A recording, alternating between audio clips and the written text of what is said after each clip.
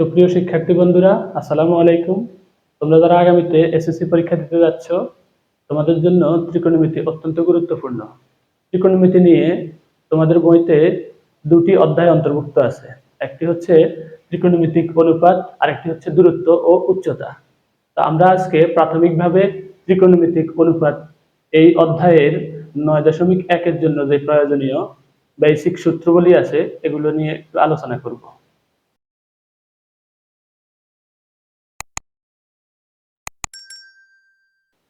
তো আমরা জানি এই ত্রিকোণমিতি হচ্ছে যার ইংরেজিতে বলে ট্রাইগোনোমেট্রি।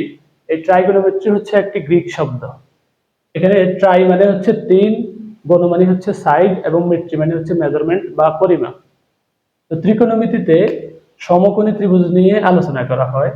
এই সমকোণী ত্রিভুজের আমরা জানি হচ্ছে একটা কোণ সমকোণ। সমকোণী ত্রিভুজের একটা কোণ সমকোণ। এই সমকোণের বিপরীতে থাকে এই ত্রিভুজের সব থেকে বড় বাহুটা, এই বাহুটাকে আমরা বলি অতিভুজ।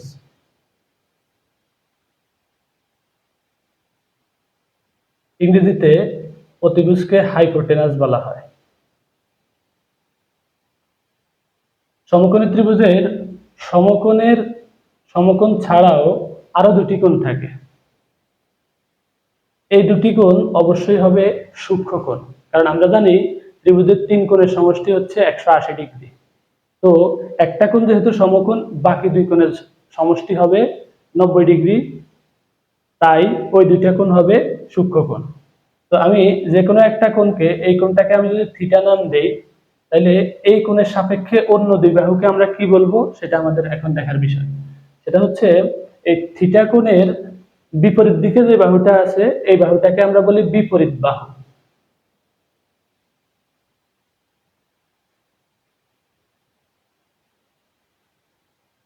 ইংরেজিতে যাকে অপোজিট সাইড বলা হয়।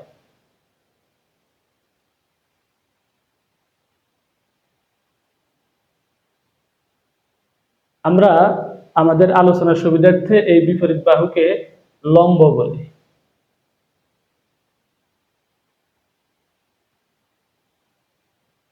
থিটা কোণের যেই সাথের বাহুটা আছে, একটা বাহু তো অতিভুজ, আরেকটা বাহুকে আমরা বলি সন্নিহিত বাহু।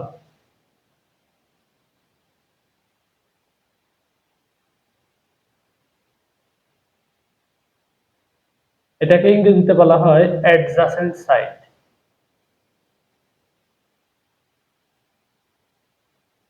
আমরা আমাদের আলোচনার সুবিধার জন্য এটাকে আমরা সবসময় ভূমি নামে বলে থাকি। তো ত্রিকোণমিতিতে আমরা যেহেতু ত্রিকোণমিতিতে আমাদের এই সমকোণী ত্রিভুজ নিয়ে আলোচনা, এবং এই সমকোণী ত্রিভুজের বাহু আছে হচ্ছে তিনটা।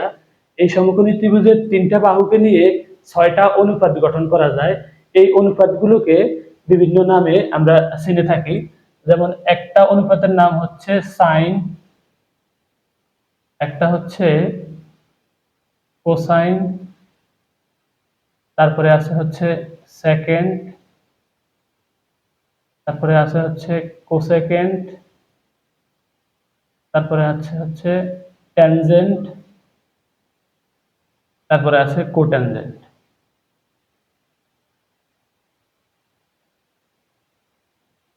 আমরা এত বড় অনুপাতের এই এই বড় নামগুলোকে ছোট করে আমরা এই সাইনকে SIN এই ছোট নামে চিনি, কোসাইনকে কজ, সেকেন্ডকে সেক, কোসেকেন্ডকে কোসেক এই সংক্ষিপ্ত নামে চিনে থাকি।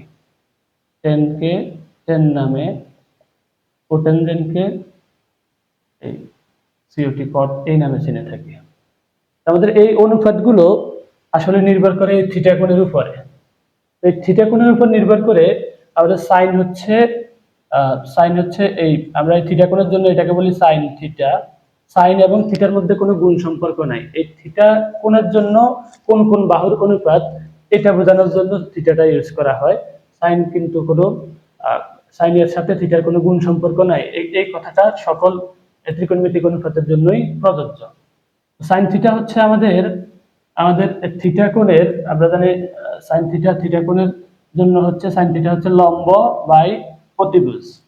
আমরা সাইন থিটাকে জানি লম্ব বাই অতিভুজ নামে। এটাকে মনে রাখার জন্য অনেকে এভাবে পড়ে থাকে সাগরে লবণ অতি, সাগরে লবণ অতি।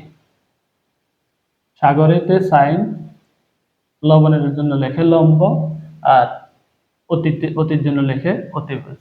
তাহলে সাইন থিটার জন্য আমরা বলতে পারি লম্ব বাই অতিভুজ। এই কস থিটাকে আমরা লিখি হচ্ছে ভূমি বাই অতিভুজ। এটা মনে রাখার জন্য অনেকে বলে কবরে ভয় অতি, কবরে ভয় অতি। সেক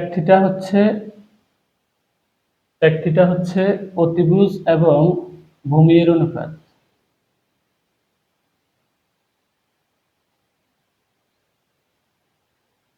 কোসেক থিটা হচ্ছে অতিভুজ এবং লম্ব এর অনুপাত।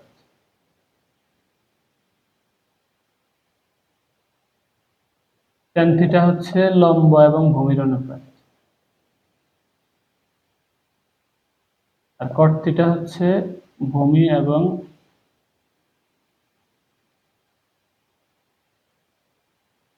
লম্ব এর অনুপাত। আমরা এই অনুপাতগুলো লিখতে গিয়ে আমরা লক্ষ্য করি যে এই লম্ব এবং অতিভুজের অনুপাতকে বলে সাইন, কিন্তু ঠিক তার উল্টাটা আছে, অতিভুজের অনুপাত লম্ব, একে বলে কোসেক। তাহলে আমরা বলতে পারি যে কোসেক হচ্ছে সাইনের বিপরীত। আমরা এখানে লিখতে পারি সাইন থিটা হচ্ছে 1 বাই কোসেক থিটা। একইভাবে কোস থিটা আমরা যদি খেয়াল করি ভূমি বাই অতিভুজ, আবার সেক হচ্ছে অতিভুজ বাই ভূমি। তো এটাকে আমরা লিখতে পারি হচ্ছে 1 বাই সেক থিটা। আবার এই সেক থিটাকে আমরা একইভাবে লিখতে পারি 1 বাই কস থিটা। কোসেক থিটাকে আমরা লিখতে পারি, যেহেতু সেটা সাইনের বিপরীত, সেটা লিখতে পারবি 1 by sine theta.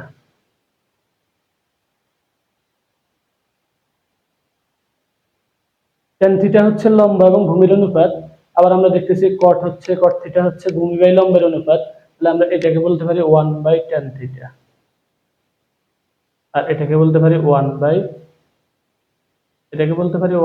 Caught theta, আর এটাকে বলতে পারি 1 বাই ট্যান থিটা। তো আমরা এই ট্যান থিটার অনুপাতকে 1 বাই কট থিটা যেমন বলতে পারি, এই ট্যান থিটাকে আমরা অন্যভাবে যদি আমি লিখি, আমরা এই ট্যান থিটা সমান লিখতে পারি লম্ব বাই ভূমি। সেটা আমরা এইমাত্র শিখলাম। এই লম্ব বাই ভূমিকে আমি যদি আমার এই সুবিধাতে আমি অতিভুজ দিয়ে যদি লম্ব ভূমি দুটাকে ভাগ করি, তাহলে আমার লবে দাঁড়ায় হচ্ছে লম্ব বাই অতিভুজ, আর হরে দাঁড়ায় হচ্ছে ভূমি বাই অতিভুজ। তো হর লব দুটাকেই অতিভুজ দিয়ে ভাগ করার কারণে এটাতে তেমন কোনো পরিবর্তন হয় না। তো আমরা বলতে পারি লম্ব বাই অতিভুজকে আমরা সাইন দ্বারা প্রকাশ করছি। তো আমি এখানে উপরে লিখতে পারি সাইন থিটা, আর নিচে ভূমি বাই অতিভুজকে আমরা প্রকাশ করছি কস থিটা দ্বারা, এখানে লিখতে পারি কস থিটা। তাহলে আমাদের টেন থিটার আরেকটা সূত্র দাঁড়ালো sine theta by cos theta. তাহলে টেন থিটার আরেকটা সূত্র দাঁড়ালো হচ্ছে sine theta by cos theta. একইভাবে কট থিটার আরেকটা সূত্র দাঁড়ালো হচ্ছে cos theta by sine theta.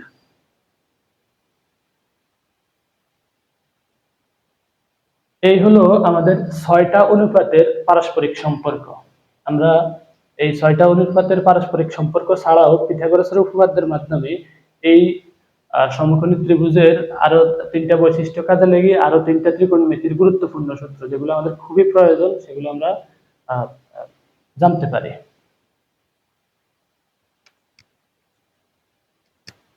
আমার অনুরোধ থাকবে, যারা আমার ক্লাস করবে তারা অবশ্যই খাতা কলম নিয়ে বসবে, কারণ খাতা কলম নিয়ে না বসলে আমরা যা শিখছি তা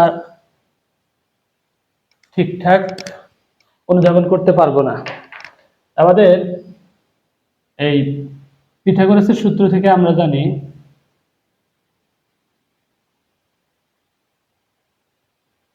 পিথাগোরাসের উপপাদ্য হতে আমরা জানি হচ্ছে লম্ব এর উপরে অঙ্কিত বর্গ যোগ হচ্ছে ভূমি এর উপর অঙ্কিত বর্গ সমান হচ্ছে অতিভুজের উপর অঙ্কিত বর্গ। তো আমরা উভয় পক্ষকে যদি অতিভুজের বর্গ দ্বারা ভাগ করি, তাহলে আমাদের দাঁড়ায় লম্ব বাই অতিভুজ তারপরে বর্গ, ভূমি বাই অতিভুজ তার উপরে বর্গ, আর অতিভুজ বাই অতিভুজ তার উপরে বর্গ। আমরা এখান থেকে দেখতে পাচ্ছি লম্ব বাই অতিভুজ আমরা একটু আগে শিখলাম, লম্ব বাই অতিভুজের অনুপাত হচ্ছে সাইন। ত্রিকোণমিতিতে লম্ব আর অতিভুজের অনুপাতকে সাইন দ্বারা প্রকাশ করা হয়, তাহলে এখানে পেলাম সাইন স্কয়ার, আর এখানে পেলাম কজ স্কয়ার, আর এদিকে অতিভুজ স্কয়ার, অতিভুজ কাটা গিয়ে এই পাশে থাকলো 1 স্কয়ার বা 1। তাহলে আমরা একটা গুরুত্বপূর্ণ সূত্র আমাদের পিথাগোরাস উপপাদ্যের মাধ্যমে পেলাম, সেটা হচ্ছে sin square theta plus cos square theta equal to 1। এই এই সূত্রটা থেকে আমরা আরো দুইটা সূত্র বোনাস হিসেবে পাই, সেটা হচ্ছে sin square theta equal to হচ্ছে 1 মাইনাস cos স্কয়ার থিটা, আরেকটা পাই cos square theta equal to 1 minus sin square theta. তো এই পিথাগোরাসের উপপাদ্যটা কাজে লাগিয়ে আমরা আরো দুটি মৌলিক গুরুত্বপূর্ণ সূত্র জানতে পারি। তো আজকে আমরা সেটাও দেখার চেষ্টা করতেছি। আমি লম্বের বর্গ যোগ ভূমির বর্গ সমান অতিভুজের বর্গ, এটাকে অতিভুজের বর্গ দ্বারা ভাগ করে আমরা sin square theta plus cos square theta পেয়েছি। তো এখন আমি যদি এটাকে লম্ব স্কয়ার দ্বারা ভাগ করি তাহলে আমি কি পাই আমরা একটু দেখি। তাহলে হচ্ছে আমাদের পাওয়া যায় লম্ব বাই লম্ব স্কয়ার প্লাস হচ্ছে ভূমি বাই লম্ব স্কয়ার, এদিকে হলো অতিভুজ বাই লম্ব স্কয়ার। আমরা এই লম্ব লম্বের অনুপাত হচ্ছে 1, লম্ব লম্ব কাটা গেলে হয় 1, তাহলে এখানে পেলাম 1 যোগ ভূমি লম্বের অনুপাত আমরা জানি হচ্ছে cot, তো লিখলাম cot, তাহলে cot স্কয়ার থিটা, আর অতিভুজ বাই লম্বের অনুপাত হচ্ছে cosec, এটা হলো cosec স্কয়ার থিটা। তাহলে আমরা এখান থেকে একটা গুরুত্বপূর্ণ সূত্র পেলাম, সেটা হচ্ছে 1 plus cot square equal to cosec square. এটাকে আমি যদি অন্যভাবে সাজিয়ে লিখি তাহলে আমি লিখতে পারি cosec square theta minus cot square theta সমান হচ্ছে 1, অথবা এটাকে আমি এভাবেও লিখতে পারি cot square theta equal to হচ্ছে cosec স্কয়ার থিটা মাইনাস 1। আমরা এই একই সূত্র কাজে লাগিয়ে, আমি বিশ্বাস করি যে সবাই এখন এই একই সূত্র কাজে লাগিয়ে অন্য অন্য যে ত্রিকোণমিতিক অনুপাতের স্কয়ারের সূত্র আছে সেটাও আমরা বের করতে পারবো। আমরা দেখি ওটা কেমন হয়।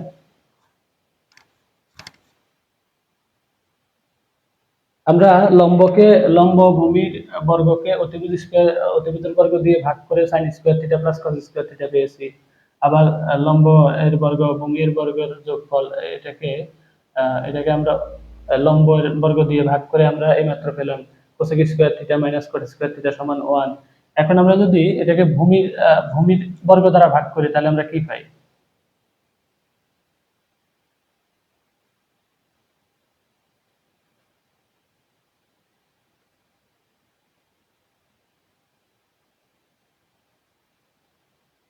ভূমি বাই ভূমি এর বর্গ সমান অতিভুজ বাই ভূমি এর বর্গ। তো লম্ব আর ভূমির অনুপাতকে আমরা বলি 10, এখানে পেলাম আমরা tan স্কয়ার থিটা প্লাস ভূমির অনুপাত হচ্ছে 1, এখান থেকে পেলাম 1, আর অতিভুজ বাই ভূমি আমরা জানি হচ্ছে sec। তাহলে এই সূত্র থেকে আমরা লিখতে পারি হচ্ছে sec square theta minus tan square theta সমান হচ্ছে 1, অথবা লিখতে পারি tan স্কয়ার থিটা সমান হচ্ছে sec স্কয়ার থিটা মাইনাস 1। আজ আমরা আমাদের প্রথম আলোচনায় 9.1 এর যে মৌলিক সূত্রগুলো আছে এগুলো আলোচনা করার চেষ্টা করলাম। আমরা পরবর্তী ভিডিওতে 9.2 এর যেই কোণের মানগুলো sin cos tan cot এই মানগুলো আমরা বের করার কাজ করব। তো আজকের ভিডিও দেখার জন্য ধন্যবাদ।